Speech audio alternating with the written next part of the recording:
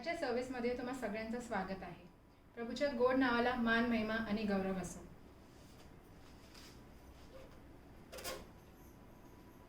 देव आमचा आश्रय व आमचे सामर्थ्य आहे. तो संकट समयी सहाय्य करण्यास सदा सिद्ध असतो. यास्तव पृथ्वी उलतीपालती झाली, पर्वत कोसळून सागरतळी बुडले, त्याच्या लाटा गरजून उसळल्या, त्याच्या उंच बळाने पर्वत हलले, तरी आम्ही भिणार नाही. अशी एक नदी आहे की तिचे प्रवाह देवाच्या नगराला, परात्पराच्या परमपवित्र निवासस्थानाला आनंदमय करीतात. त्याच्या ठाई देव आहे, तो ढळावयाचे नाही. प्रभात होताच देव त्याचे सहाय्य करील. राष्ट्रे खळबळली, राज्ये डळमळली, त्याची गर्जना केली, तो पृथ्वी विरघळून गेली. सेनाधीश परमेश्वर आम्हाबरोबर आहे. याकोबाचा देव आमचा आश्रय आहे. या परमेश्वराची कृत्ये पहा.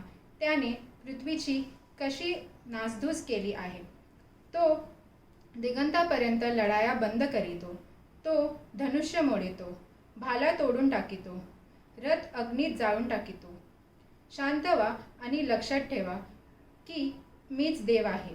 राष्ट्रांमध्ये माझी महती होईल, पृथ्वीभर माझी महती होईल. सेनाधीश परमेश्वर आम्हाबरोबर आहे. याकोबाचा देव आमचा आश्रय आहे. परमेश्वर वाचनाच्या वचनावर आशीर्वाद पाठवू. आपण प्रार्थना करू. Hallelujah, hallelujah. स्तुतीस पात्र, भयास योग्य प्रभू.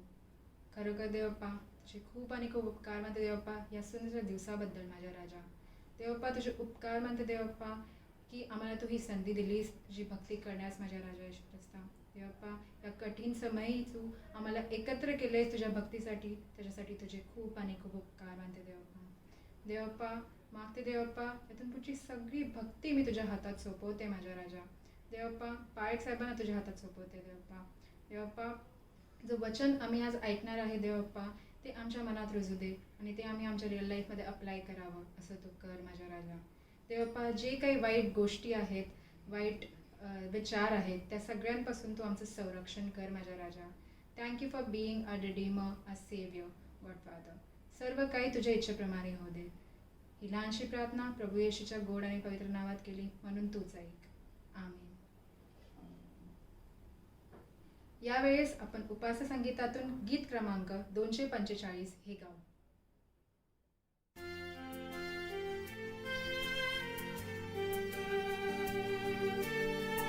प्रियांनो, देव आपणास अनुकूल असल्यावर आपणाला प्रतिकूल कोण असणार. म्हणूनच आपल्या चिंता व काळज्या त्याच्या चरणी ठेवूया. या सगळ्यापासून विसावण्यास त्याचे हृदय उत्तम जागा होय. सर्व काही त्याच्यावर सोपवा. त्याचवर तुम्ही आपली सर्व चिंता टाका, कारण तो तुमची काळजी घेतो. प्रियांनो, जीवन संघर्षात थकलात की प्रभूमध्ये विसावा शोधा. पतिताये चल सुची व्हायाला, प्रभु येशू पदास धरी.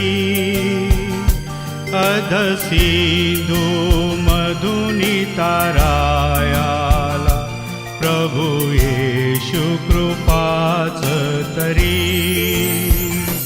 प्रभुच्या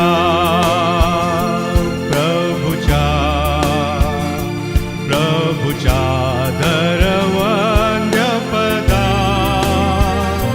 जगदुधारक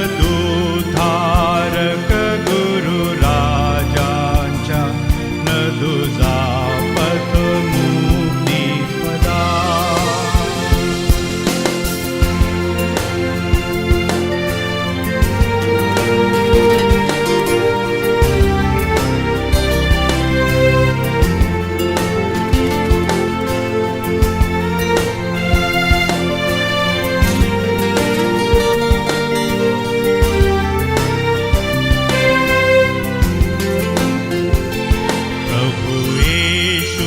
क्षितिवरी आलाया, बघतोची समर्थ सखा. अधपाशा जड करी तोडाया, तुझ देईल नित्य सुखा. प्रभुच्या प्रभुच्या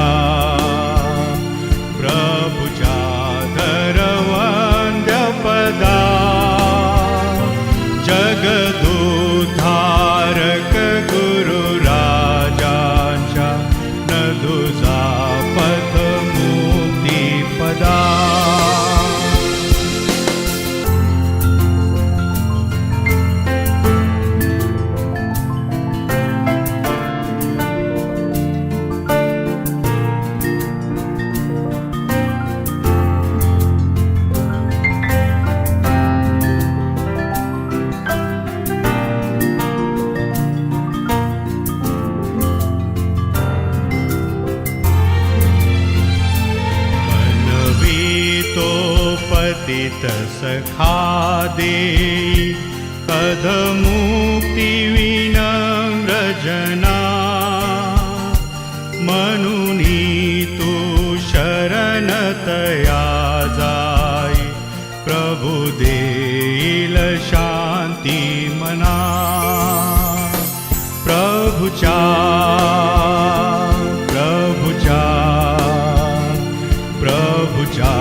धरवंद्यपदा जगदुधारक गुरु राजांच्या न दुजा पथ मुक्तिपदा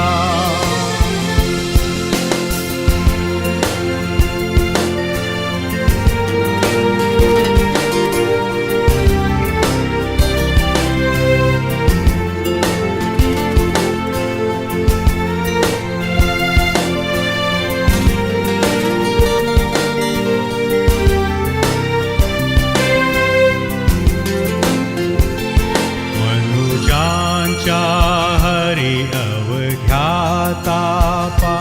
प्रणती करुणा करितो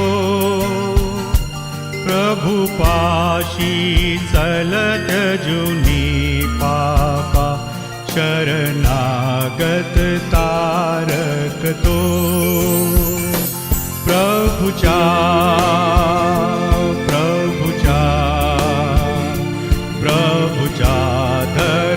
धरवंद्यपदा जगदुधारक गुरु राजांच्या न दुजा पथ मुक्तिपदा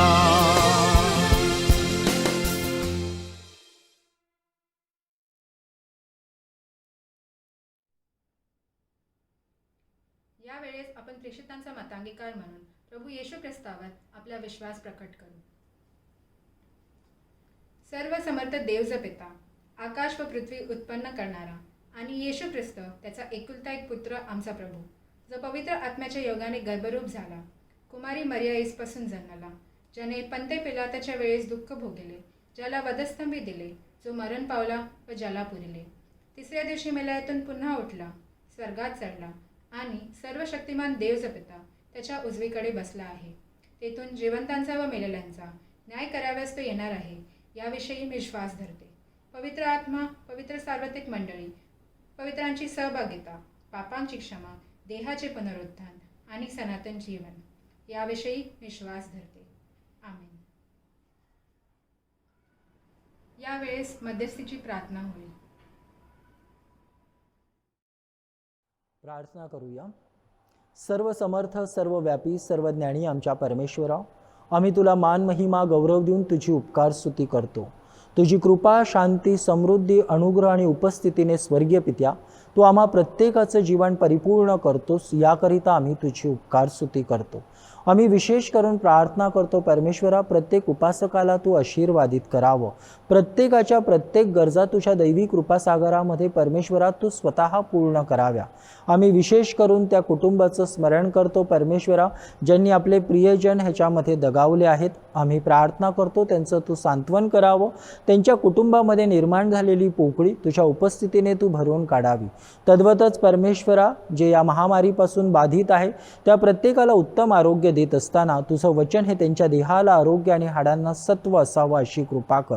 आम्हाला कोणालाही परमेश्वरा ह्या महामारीचा संसर्ग होऊ नये, कारण तू तुझ्या पवित्र ग्रंथामध्ये म्हणाला, ज्या दाराच्या कपाळपट्टीवर कोकराचं रक्त असेल तेथे मृत्यू ओशाळेल. आणि साक्षात प्रभू येशू ख्रिस्ता, तुझं रक्त हे आमच्या मस्तकी आहे, तू आमचा तारणारा आहे.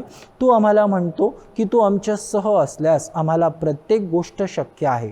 म्हणून आम्ही प्रार्थना करतो परमेश्वरा, प्रत्येकाला विशेष प्रकारे तू आशीर्वादित करावं, प्रत्येकाचं तू रक्षण करावं, प्रत्येकाचं तू मार्गदर्शन करावं. आणि विशेष करून आम्ही स्मरण करतो प्रार्थनेमध्ये प्रत्येक डॉक्टर, नर्स आणि जे हॉस्पिटलमध्ये परमेश्वरा मेडिकल फॅटर्निटी आहे, मिनियल स्टाफ आहे, यांच्याकरिता आम्ही पोलीस आणि डिफेन्स पर्सनलकरिता प्रार्थना करतो परमेश्वरा. आम्ही ट्रान्सपोर्टर्स आणि शेतकऱ्यांकरिता प्रार्थना करतो, जे परमेश्वरा अत्यावश्यक सेवेमध्ये योगदान करतात.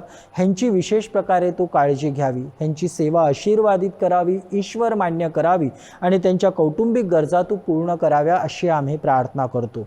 जे परमेश्वरा ह्या वेळेस प्रार्थनेमध्ये ऑनलाईन आहेत त्या प्रत्येकाला तू आशीर्वादित करत असताना प्रत्येकाच्या प्रार्थनेची तू उत्तरं दे.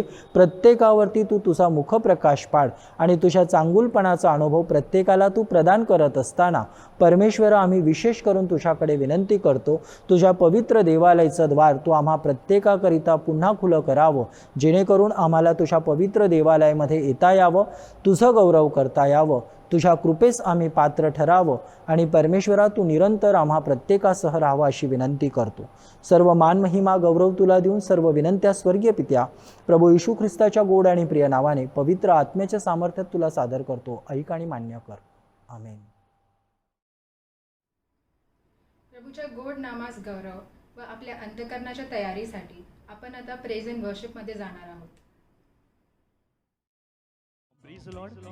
चलिए ये बहुत ही प्यारा सा गीत हम लेते हैं योग्य केवल केवल, और हम सब मिलके इस गीत को गाते हैं साथ में.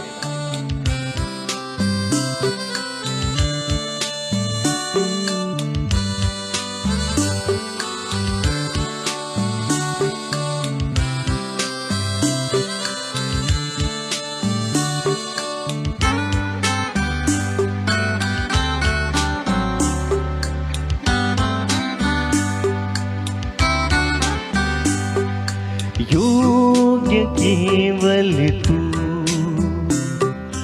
योग्य केवल तू, योग्य केवल तू ही प्रभु मेरे प्रभु यीशु. योग्य केवल तू, हालेलुया. योग्य केवल तू, हालेलुया. योग्य केवल तू ही प्रभु मेरे प्रभु यीशु.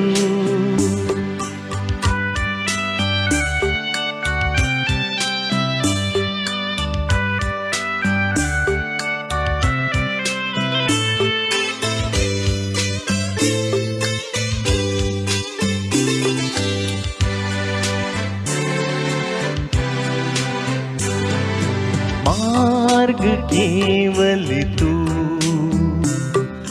मार्ग केवल तू, मार्ग केवल तू ही प्रभु मेरे प्रभु यीशु. मार्ग केवल तू, हालेलुया. मार्ग केवल तू, हालेलुया.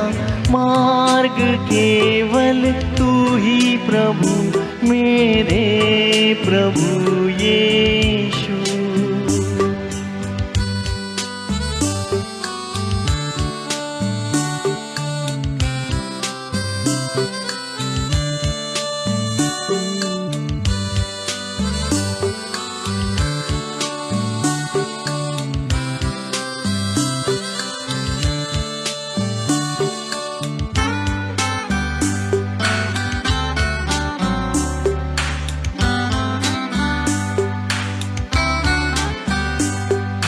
आदर और महिमा हो तेरी, आदर और महिमा हो तेरी, आदर और महिमा हो तेरी प्रभु मेरे प्रिय यीशु. आदर और महिमा हो तेरी, आदर और महिमा हो तेरी, आदर और महिमा हो तेरी प्रभु मेरे प्रभु यीशु.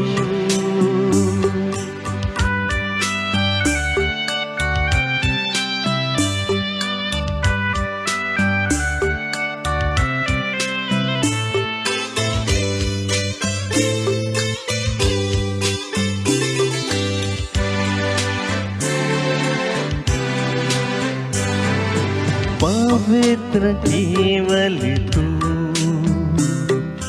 पवित्र केवल तू,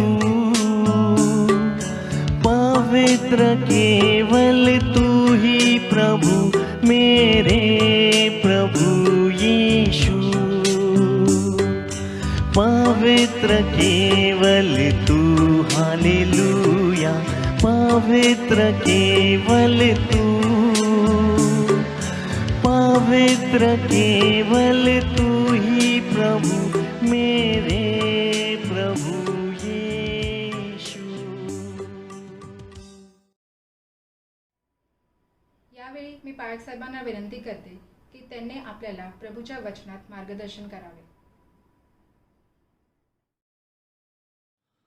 आपणा सर्वांना प्रभू येशू ख्रिस्तात प्रेमपूर्वक नमस्कार.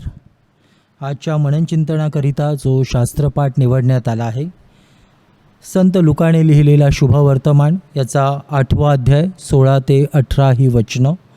लुकृ शुभवर्तमान 8वा अध्याय 16 ते 18. दिव्यावरून धडा. कोणी दिवा लावून तो भांड्याखाली झाकीत नाही किंवा पलंगाखाली ठेवीत नाही, तर आत येणाऱ्यांनी उजेड पाहावा म्हणून तो दिवठणीवर ठेवतात. प्रकट होणार नाही असे काही गुप्त नाही, आणि कळणार नाही व उघडकीस येणार नाही असे काही झाकलेले नाही. यास्तव तुम्ही कसे ऐकता याविषयी जपा.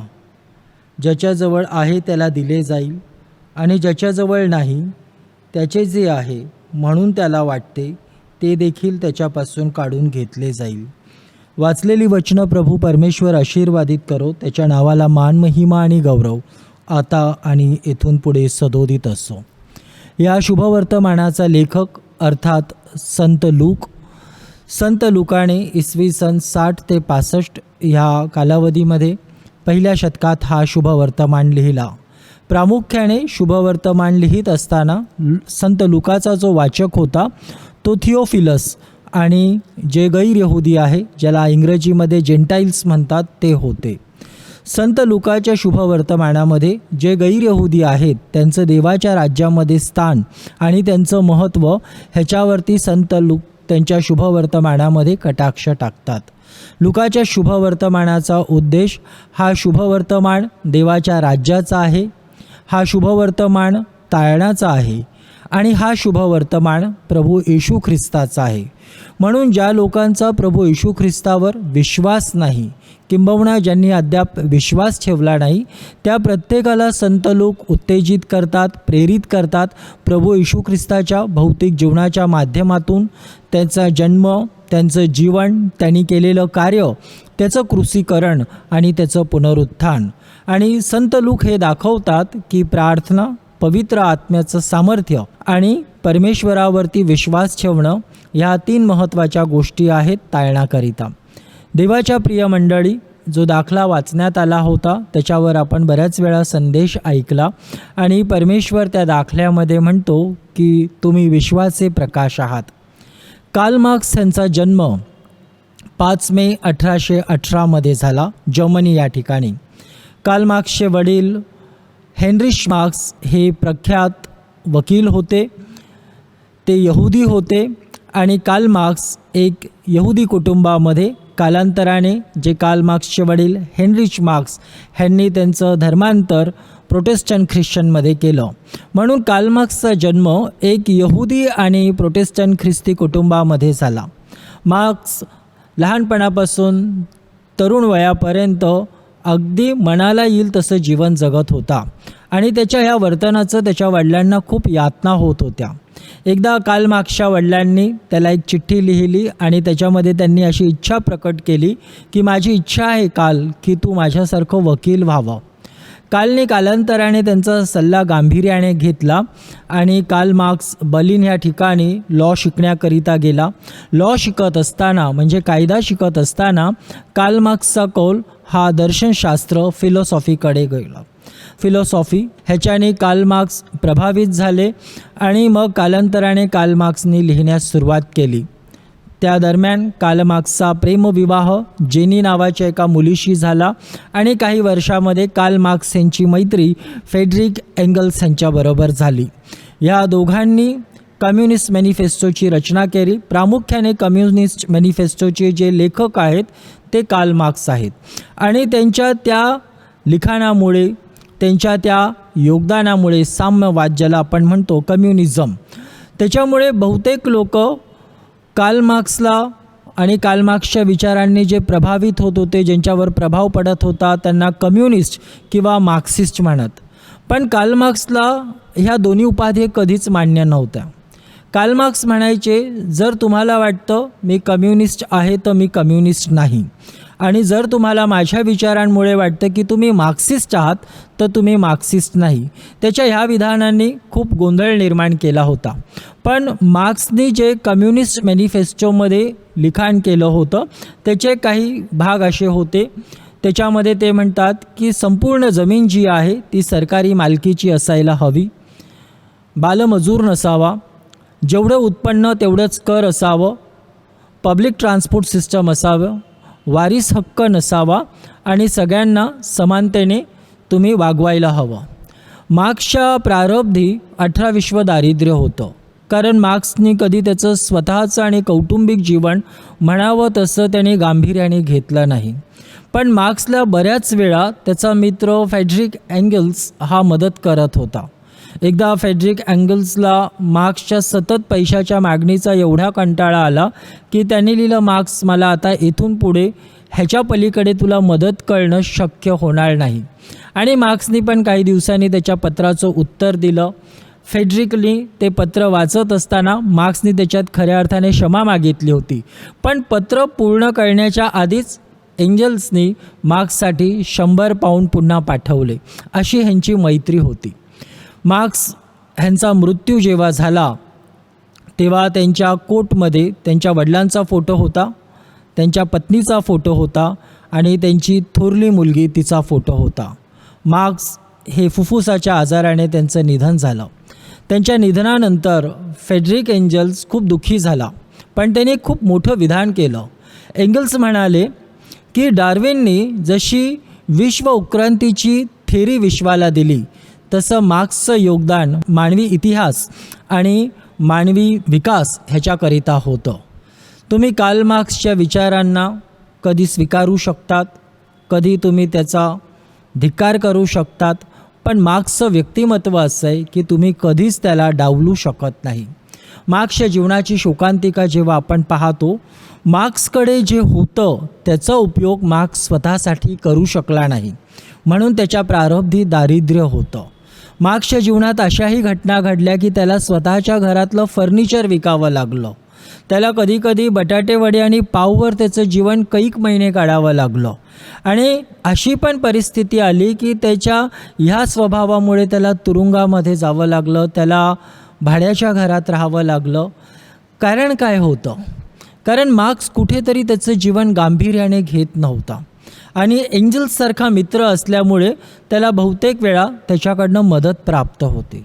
एकीकडे आपण पाहतो कार्ल मार्क्स बर्लिन ह्या ठिकाणावरनं त्यांनी विश्वाला दिलेला कम्युनिस्ट मॅनिफेस्टो, आणि कम्युनिस्ट मॅनिफेस्टोमध्ये साम्यवाद ह्याचा त्यांनी प्रचार केला, त्याचं समर्थन केलं आणि त्याचा पुरस्कार केला. लुकाच्या शुभवर्तमानाच्या 4थ्या अध्यायामध्ये आपण पाहतो प्रभू येशू ख्रिस्ताने लोकांकरिता 2000 वर्षापूर्वी नासरेत मॅनिफेस्टो दिला.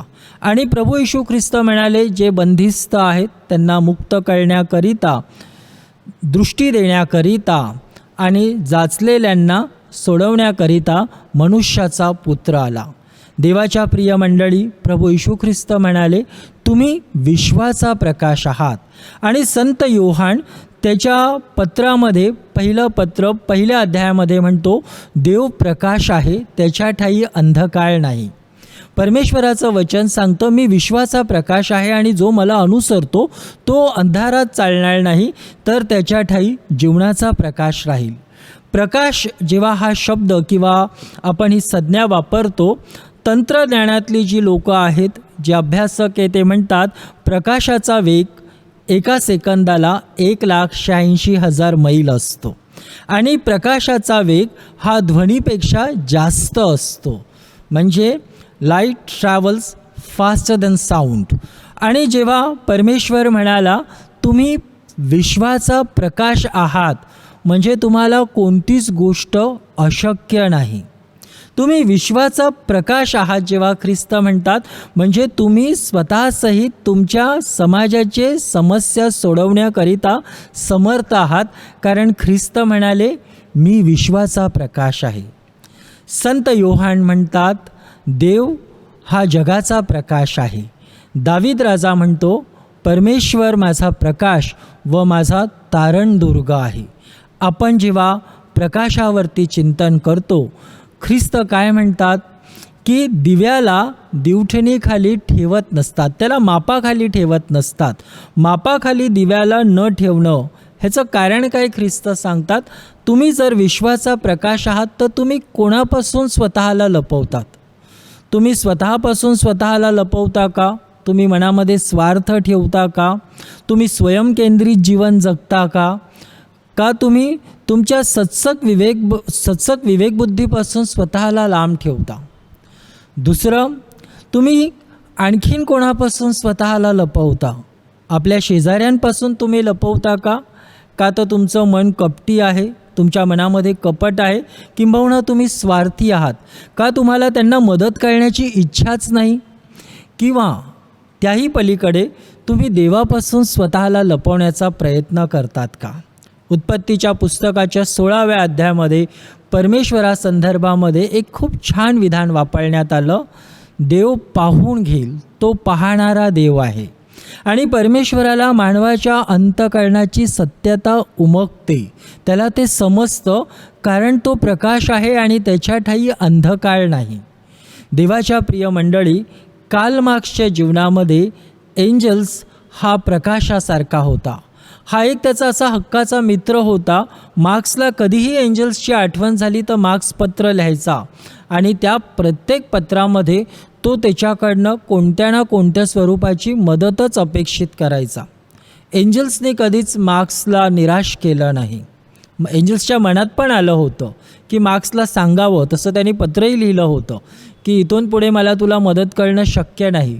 पण मार्क्सने क्षमा मागण्या अगोदरच एंजल्सने त्याला 100 पाऊंड पाठवले. आपण आपल्या जीवनामध्ये आपल्या कुटुंबाकरिता, आपल्या समाजाकरिता, आपल्या मंडळीकरिता आपण ते करतो का जे ख्रिस्ताने मंडळीकरिता केलं, जे एंजल्सने मार्क्सकरिता केलं? देवाच्या प्रिय मंडळी, जेव्हा या वचनावर आपण चिंतन करतो तेव्हा आपण स्वतःला प्रश्न विचारावा की जर मी विश्वाचा प्रकाश आहे आणि ज्या परमेश्वराने मला पाचारण केलं, जो ख्रिस्त मला म्हणाला तू स्वहाचा त्याग कर आणि आपला वधस्तंभ उचलून मला अनुसरत राहा, ते म्हणण्यामागे त्याचा एक उद्देश होता. कारण ख्रिस्त काय म्हणाले की मी मार्ग आहे आणि ज्या मार्गातून तुम्ही जायला हवं त्या मार्गामध्ये मी तुम्हाला बुद्धिचातुर्य सांगेल, असं स्तोत्राचा रचनाकार दावीद राजा म्हणतो. असं परमेश्वर त्याला म्हणाला. ख्रिस्त म्हणाले मी जीवन आहे आणि मी तुम्हा प्रत्येकाला जीवन देण्याकरिता आलो आणि ते पूर्णतेत देण्याकरिता आलो. ख्रिस्त म्हणाले मी सत्य आहे, तुम्ही सत्यात विश्वास ठेवा आणि सत्य तुम्हाला बंधमुक्त करेल. ख्रिस्त म्हणाले मी मार्ग आहे, मी सत्य आहे, मी जीवन आहे. जो मजकडे येतो तो स्वर्गीय पित्याकडे जातो, जो मला अनुसरतो तो कधीही अंधारात चालणार नाही, कारण त्याच्या ठायी जीवनाचा प्रकाश राहील. हा प्रकाश जेव्हा देहधारणा करून मानवामध्ये आमच्यामध्ये वस्ती करतो तेव्हा त्यांनी पाहिलं की लोक भुकेले आहेत आणि मग त्याने 5 भाकरी 2 मासे घेतले आणि 5000 लोकांना भोजन दिलं. हा पाहतो की ही लोक दृष्टीच्या अपेक्षेमध्ये आहेत आणि प्रार्थना करतात की हे दाविदाच्या पुत्रा तू आमच्यावर दया कर. तेव्हा तो त्यांना दृष्टी पण देतो आणि जीवनाकडे पाहण्याचा एक नवीन दृष्टिकोन पण देतो. हा ख्रिस्त पाहतो हे आरोग्याच्या प्रतीक्षेमध्ये आहे आणि तो त्यांना स्पर्श करून म्हणतो तुमच्या विश्वासाप्रमाणे तुम्हास प्राप्त हो.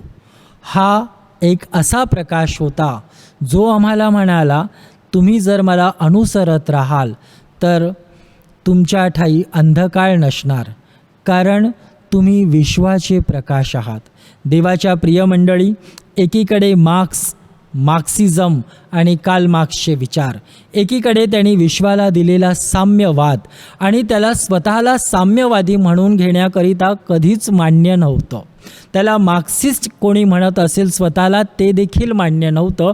पण त्याच्या योगदानामुळे आज देखील विश्वामध्ये लोक त्याच्या विचारांवरती चिंतन करतात.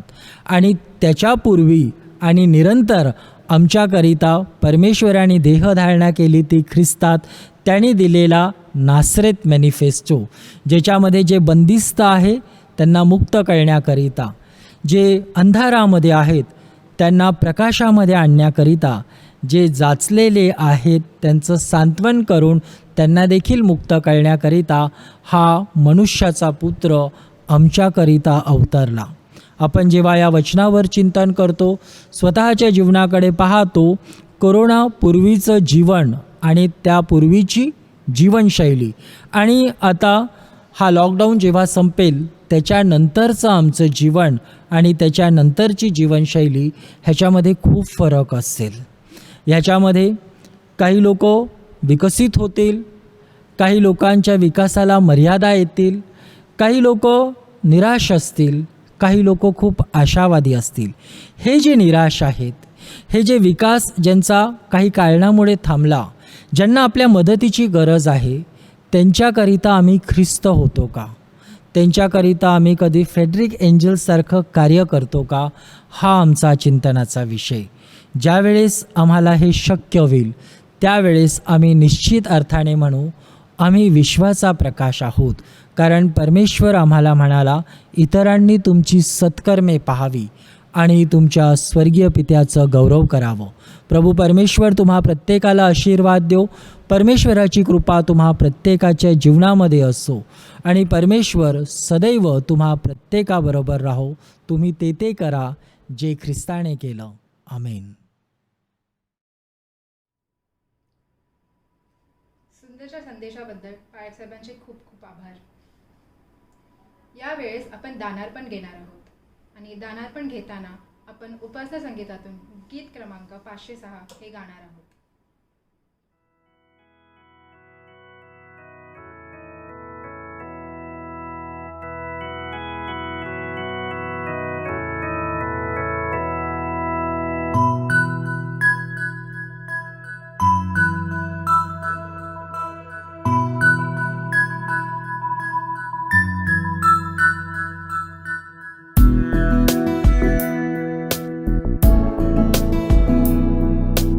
तन मन धन प्रभु तव चरणी, तन मन धन प्रभु तव चरणी, सकल तुझे हे तुझे दिलेसी, सकल तुझे हे तुझे दिलेसी, अघटित तव करणी.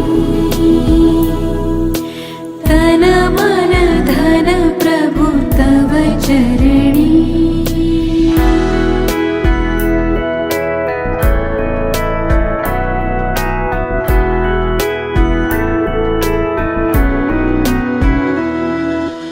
माझे हे ते मीच मिळविले समजतसे, अभिमाने पूर्वी समजतसे, अभिमाने पूर्वी आता खेद मनी. तन मन धन प्रभु तव चरणी.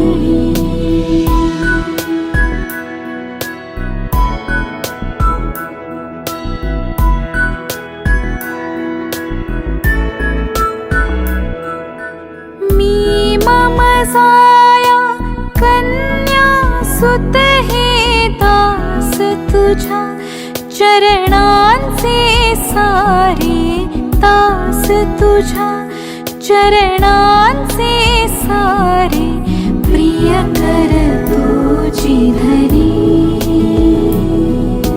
तन मन धन प्रभु तव चरणी.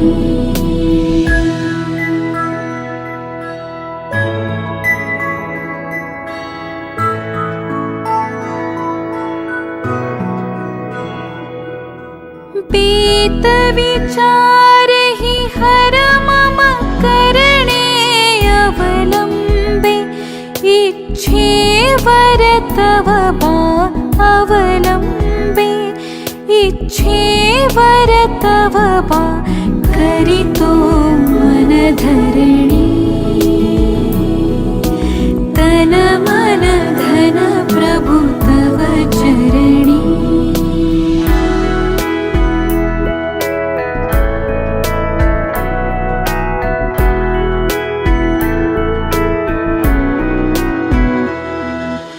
वाट खरे पण जीवन मम तू शरणागत मी पतित तुला गा शरणागत मी पतित तुला गा जय दे भवतरणी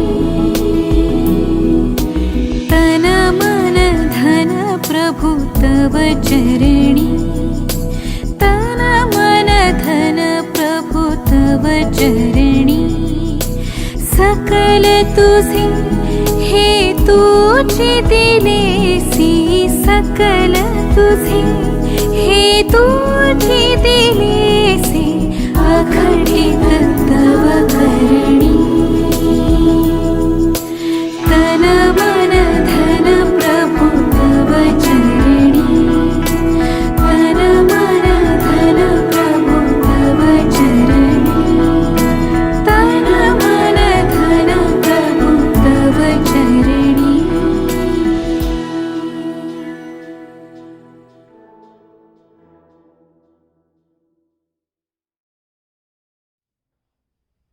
आपण प्रार्थना करूया. हालेलुया हालेलुया स्तुतीस पात्र भयास योग्य प्रभू देवप्पा, तुझे खूप आणि खूप उपकार मानते देवप्पा या सुंदरच्या भक्तीसाठी माझ्या राजा. देवप्पा, जे वचन आम्ही आज ऐकले देवप्पा त्याच्यासाठी तुझे उपकार मानते माझ्या राजा. देवप्पा, मागते देवप्पा दानासाठी देवप्पा, या दानावर तुझा खूप खूप असा आशीर्वाद पाठव देवप्पा.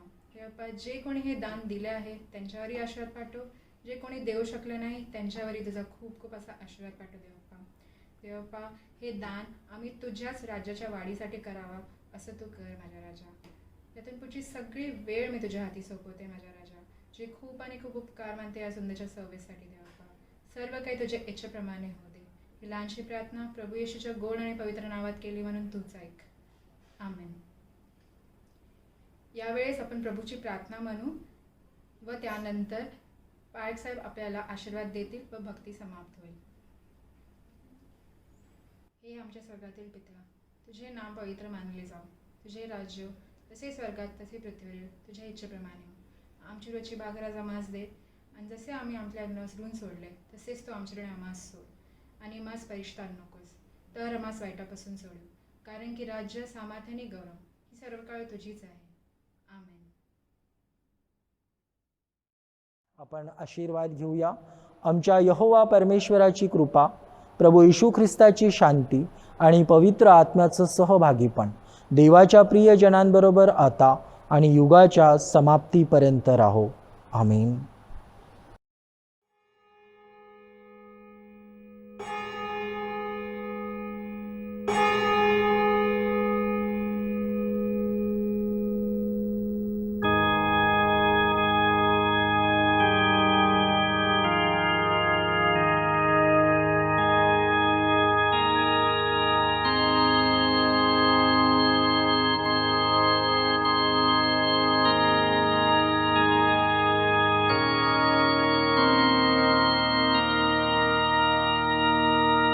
सो